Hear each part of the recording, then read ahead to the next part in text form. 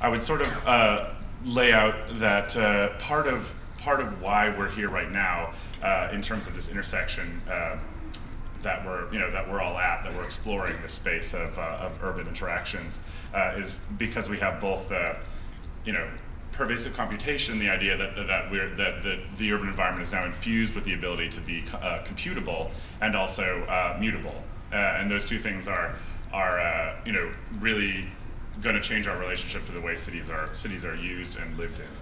So I chose this quote, which I think it's weird that Winston Churchill said it and it wasn't Rem Koolhaas or an architect, because I think that there's a really interesting interactivity between people and buildings. Buildings are a technology, and in cities we really get to see this interaction play itself out. And what I like about this quote is that it recognizes that as we shape buildings, buildings also shape us, and that they do have an impact on us. And on an urban scale, they have an exponential impact. I'm going to put forth several different kinds of provocations. Early interactions in tangible interactions in urban spaces, pneumatic tube systems, Paris, and 1880. This was how postal workers sent pneumatic tubes. Or messages by pneumatic tubes, and this is actually a postcard that kind of represents all the different things. This is Henry van de Velde's Havana Cigar Company, and there's something here where he was trying to represent electricity, light, movement, and it's kind of all a totally designed environment. It was something that was thought through all the ways. I'm a senior foresight analyst at Arup, and Arup is quite a large engineering and design consultancy. We work on projects, and I picked two that I thought you might recognize. These two projects were for the Beijing Olympics, the Bird's Nest and the Water Cube. But we do anything from buildings to bridges to community redevelopment, and recently even had the Chinese government approach us to master plan a city, the city of Dantang, which didn't come to pass. But it just goes to show that it isn't beyond the scope of reason to have clients actually now approach us to master plan cities, which is tremendously exciting, but it also carries with it risks and responsibilities, and I think that that's kind of what I want to talk to you about. My name is Muna, and as Francesca was saying, I work as an artist. I also work as a designer, as a researcher, mostly as an interaction designer. And so I'm going to show you this morning more concrete two specific projects, or 2.5, let's say, that I've been working on.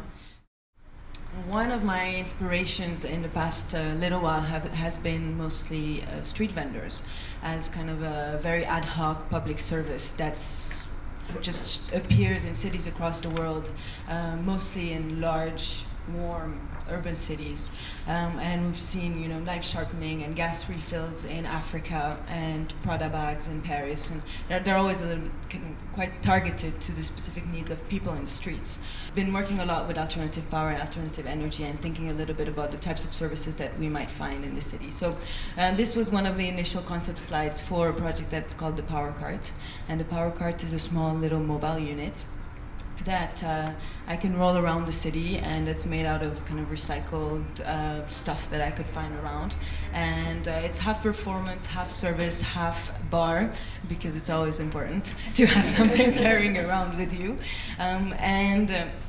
The Power Cart allows me to generate kinetic energy as well as solar energy, and offer that service for people straight in the streets, where they can recharge their their different electronics, plug in anything that they might have in their handbags, cell phone, blenders, things that you might need when you're walking around a modern kind of city.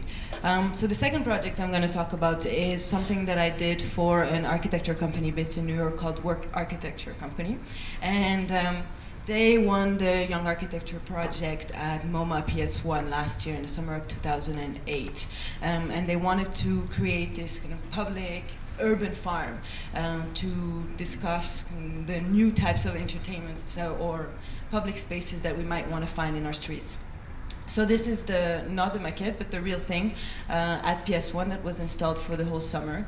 And I was involved in a few steps in the project. First of all, we designed kind of a large solar installation, solar generator, to try to provide for all the electrical needs of this strange looking farm stuck in the middle of Queens.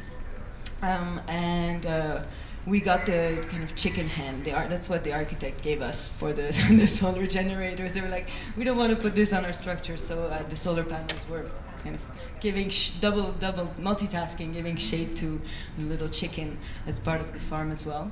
That actually cities are becoming operating systems for living, and that actually is kind of a huge concept, and it's something that has a lot of ramifications from a number of different perspectives. One of the things that I find most sort of profound about that is that what it does is expose the fact that we already have an operating system for living in cities, and that's the law.